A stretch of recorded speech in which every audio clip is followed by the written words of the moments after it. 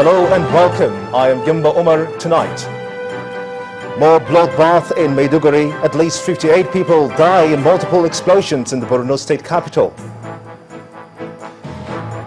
Mixed reactions as INEC puts smart card readers to test in 12 states of the Federation ahead of the general elections.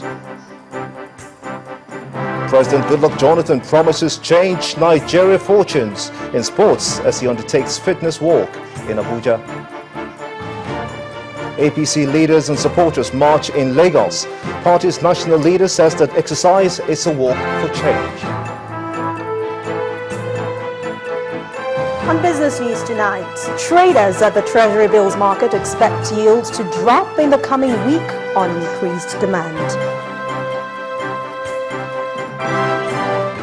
And in sports news, Nigeria thrashes Gabon 6-1 on aggregate to set up a crucial encounter against Zambia in the final qualifying round of the All Africa Games.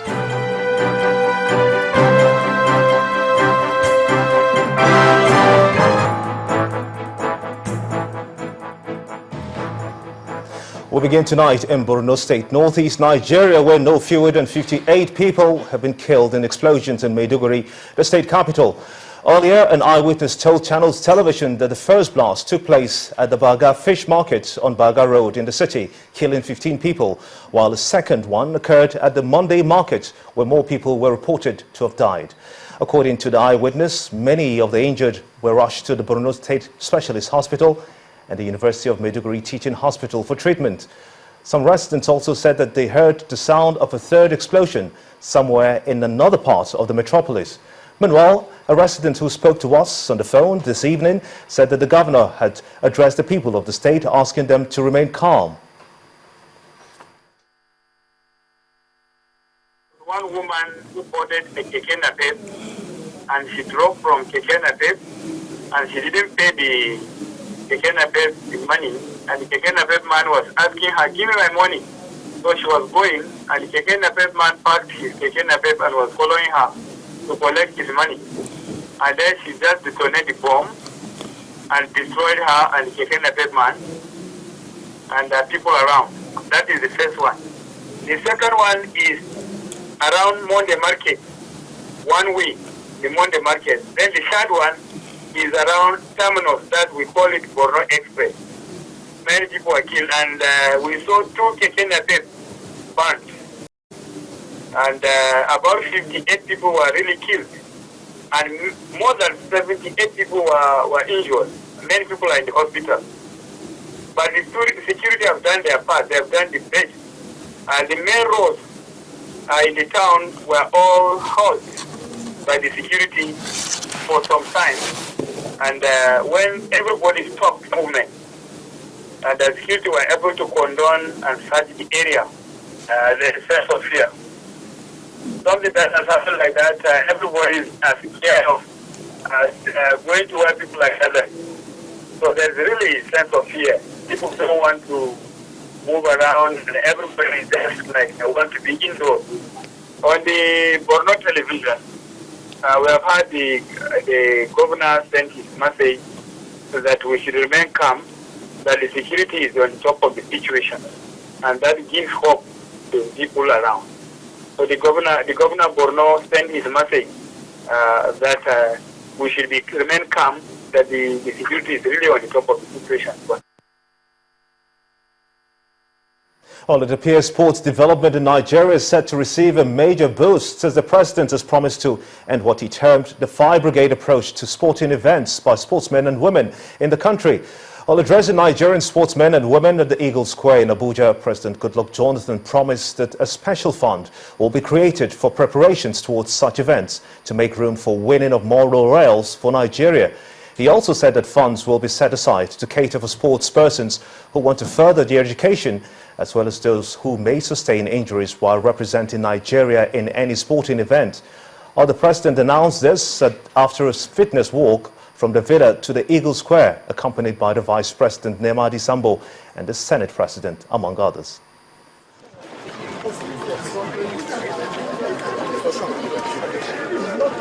President Goodluck Jonathan and Vice President Namadi Sambo here emphasizing the need for fitness, no matter who you are. From the president's residence at about 7:30 in the morning through Gate 1 up to the Federal Secretariat down to the Eagle Square, a distance of about 2 kilometers. The president and his men are taking it upon themselves to ensure that this distance of 2 kilometers is covered. Now, if that is a measure of fitness, this president is fit. There was a convergence very close to the Federal Secretariat. The president and his men were joined by a group of sportsmen in Nigeria, the likes of Captain Kan Wanko and Joseph Yobo, other athletes and footballers, including members of the Super Falcons.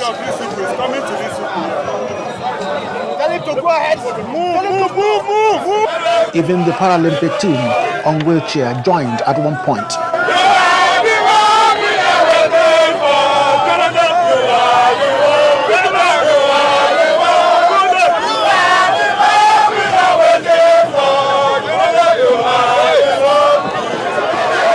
The tempo was raised and getting into the square. The whole team joined the president to jog round the square, acknowledging cheers from the supporters.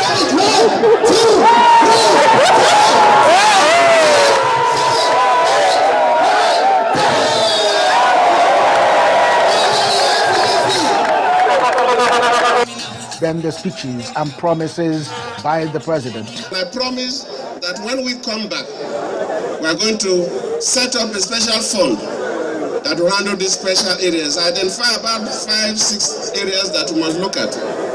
I realize that sometimes when we have major tournaments, because of government, budgeting, fights, movement, training periods are delayed. And we want to make sure that we stop that by setting up a special fund that can have a stopgap. When I see retired athletes, people who have made name for this country, living a life below average, I feel touched. And we must set up funds to make sure that nobody who has made this country proud will be a beggar.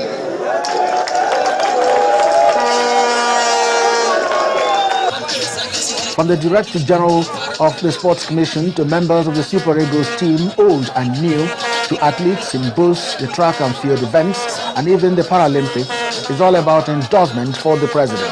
Mr. President, you cannot stop now. We want you to keep running and finish the race. Jonathan Sambo! Jonathan Sambo! Minister of Sports said the harvest of medals in Nigeria must be allowed to continue. The Senate President David Mark puts his own to question, while Vice President Namadi Sambo says the return of the president can only be possible with the PVCs in their hands. Do you want Mr. President to carry go? Do you want to win more gold medals in sports? The greatest sporting president this country has ever had. The event was also laced out with beautiful stage performances by Nigerians best in the music scene.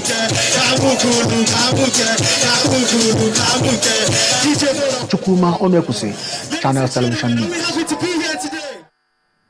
And it was indeed a busy day for Mr. President. Just immediately after the early morning 2-kilometer walk in Abuja, he took time out to visit one of the prominent rulers in the southwest, the Oni of Ife. Receiving President Goodluck Jonathan at his palace in Osun State, Oba Okunade Shijuade openly endorsed and declared his support for the re-election bid of Mr. President and also gave his blessing to him. The President assured the Southwest that all recommendations made in the report of the National Confab will be implemented. Before the President left the state, he also visited the palace of Awa Obukun of Ijesha land, His Royal Majesty Oba Gabriel Omolaron, for more royal blessings.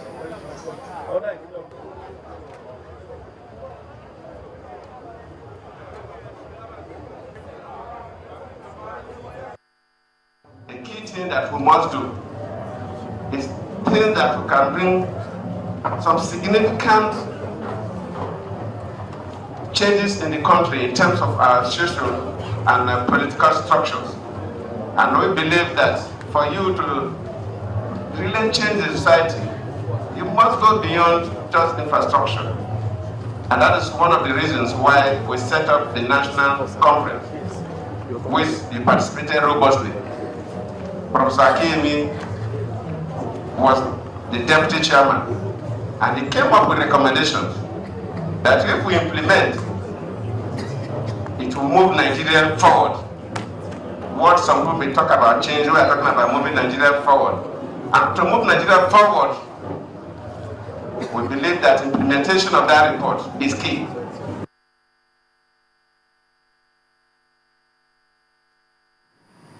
In part two, after the break, Young Democratic Party urges INEC to include it in the ballot papers for the elections in line with court judgment.